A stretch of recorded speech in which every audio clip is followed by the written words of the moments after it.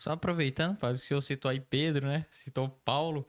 Eu acho que é importante, né? Só para as pessoas terem clareza também a respeito disso. Toda essa importância, porque existe a sucessão apostólica. Uhum. E justamente esses padres da igreja fazem parte também dessa sucessão direta.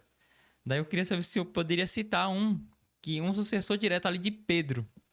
Para ficar claro também para as pessoas conhecerem a importância da patrística, porque se você pega um documentário e você vai analisar a vida de uma pessoa, você pega pessoas que conviveram com ela. É o que vai dar aquele gás naquele documentário, aquela importância. Pessoas que conviveram, tiveram contato direto, que vão relatar. Então, só para as pessoas saberem a importância mesmo da patrística, né? Para nós. Veja, só para continuar ainda em São Pedro, né? Uhum. Que para mim é um grande ponto de referência da nossa fé católica, né? Fé cristã, a profissão de fé de Pedro. Pedro, nós lemos nos Atos dos Apóstolos que ele residia em Antioquia, na Síria. Sim. Por exemplo, quando tem aquela...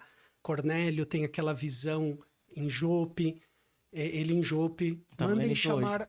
Exatamente, mandem chamar Pedro. E Pedro vai de Antioquia até Jope, ele tem aquela visão, etc., e vê depois o Espírito Santo descendo sobre Cornélio, né?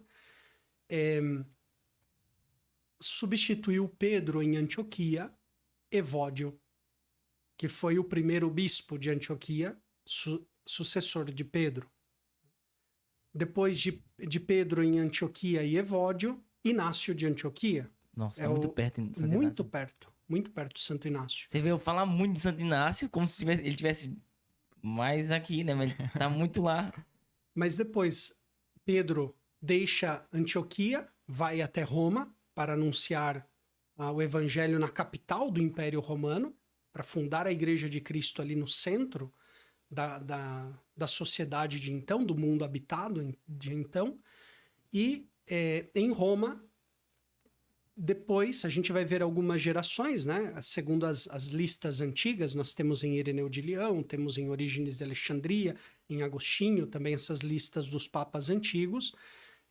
Sucedeu Pedro, Lino, né? E depois Cleto, algumas listas trazem Anacleto, provavelmente é a mesma pessoa, né? Cleto, Anacleto, uma abreviação. E depois Clemente. Os autores antigos dizem que o Papa Clemente, que faleceu, foi martirizado por volta do ano 96, 98, ataram uma pedra de moinho no seu pescoço e o lançaram no profundo do mar, né? Na perseguição do imperador Domiciano.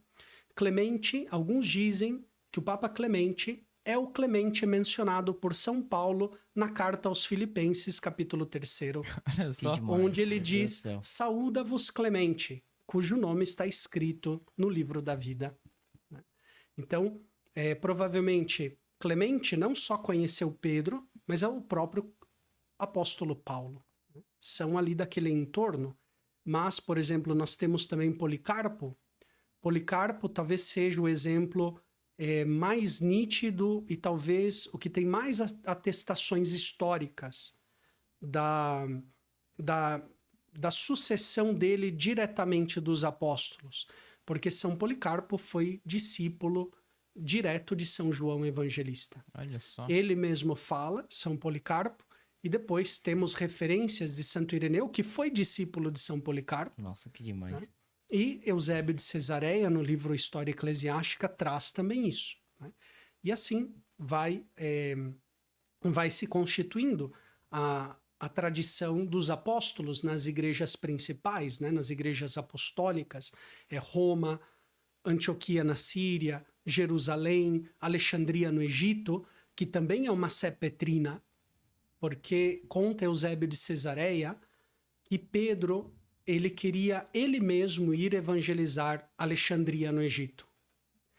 E não podendo, por causa das circunstâncias da evangelização em Roma, Eusébio nos narra que Pedro pediu a seu discípulo Marcos, São Marcos, Sim. Evangelista, que fosse ele pessoalmente, com toda a autoridade do apóstolo Pedro, evangelizar Alexandria. É como se o próprio apóstolo Pedro, na pessoa de Marcos, fosse evangelizar Alexandria. Foi em persona Pedro. Exatamente, em persona Interessante, né? Petri. A missão. Que demais. E é por isso que na antiguidade, nesses 8 primeiros séculos patrísticos, sempre se tinha essa consciência de quem governava a igreja era Pedro. Nessas 3 cátedras, Roma, onde o apóstolo Pedro derramou seu sangue por Cristo na perseguição de Nero, Alexandria, no Egito, onde, na pessoa do discípulo, o apóstolo Pedro esteve ali, e depois Antioquia, na Síria, que era a residência de Pedro, como nos conta os Atos dos Apóstolos, né? Então, eram as 3, vamos chamar assim, igrejas petrinas, a tríplice cátedra petrina. Depois iam surgindo outros que serão chamados, a partir do século IV, patriarcados, né? Jerusalém, depois surge Constantinopla também, mas do ponto de vista da história, sempre foi claro que era Pedro que governava a igreja na sucessão dos apóstolos, nos seus sucessores, nessas 3 sés apostólicas, 3 sés Então, petrinas. qualquer uma dessas 3 sés poderia ter sido estabelecida como a Santa Sé. Teria possibilidade, Sim. teria possibilidade. Aí, por que eu tô perguntando isso? Porque recentemente veio uma enxurrada de coisa nas nossas redes sociais, porque eu fiz uma afirmação dizendo que a igreja foi fundada em Jerusalém, quando Jesus morre na cruz. Aí o pessoal falou assim, tá, mas a sede de vocês está em Roma, não faz sentido nenhum. Eu queria que o senhor nos ajudasse a dar uma resposta lógica, histórica, enfim, por que a sede tá lá em Roma. Então, os escritos desse período, da época patrística, mostram que Roma tem algo especial. Vamos começar assim. A gente lendo os textos. Primeira coisa, ainda que eu não esteja, vamos dizer, alguém que é cético, não crê ali na importância de Roma, pensa que Roma veio em um segundo momento, na Idade Média. Tudo bem, vamos conceder, né, que isso seja verdadeiro.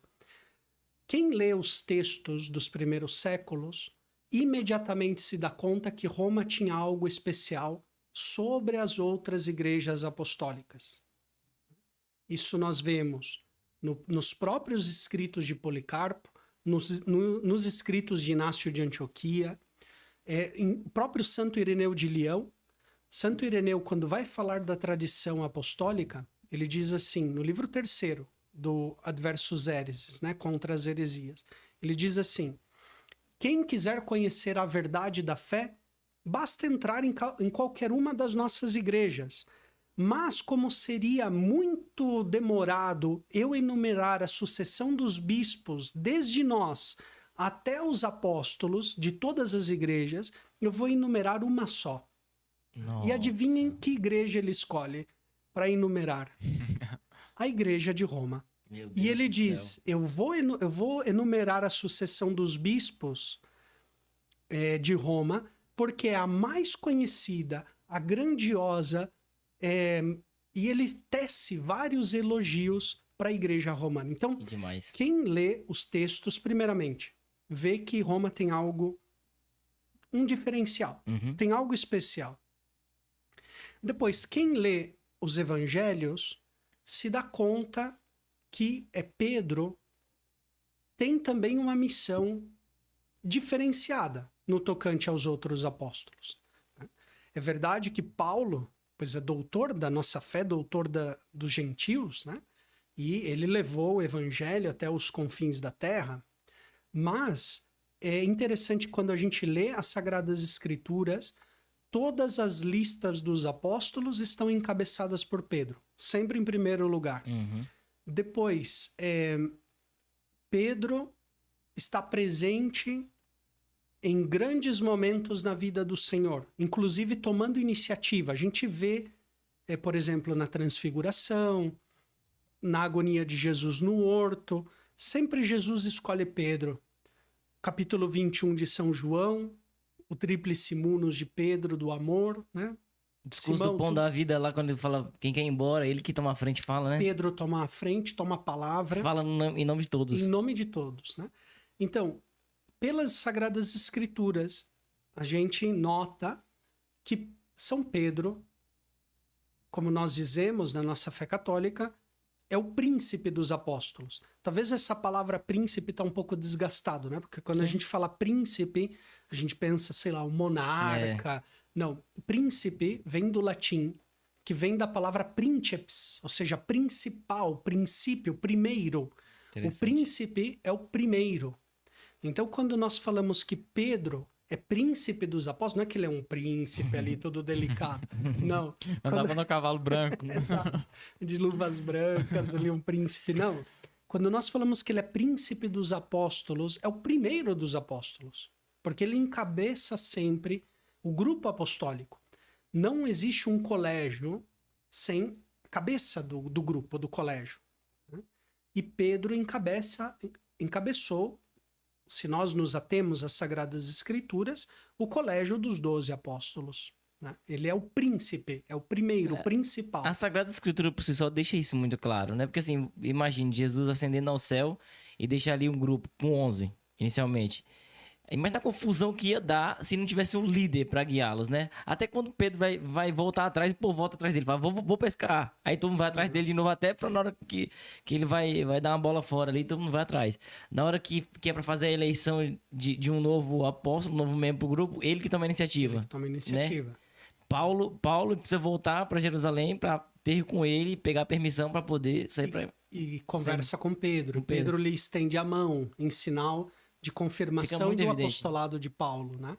Eu queria abrir um parênteses aqui, é uma coisa que está no meu coração. Eu vou aproveitar o senhor para a gente falar sobre isso.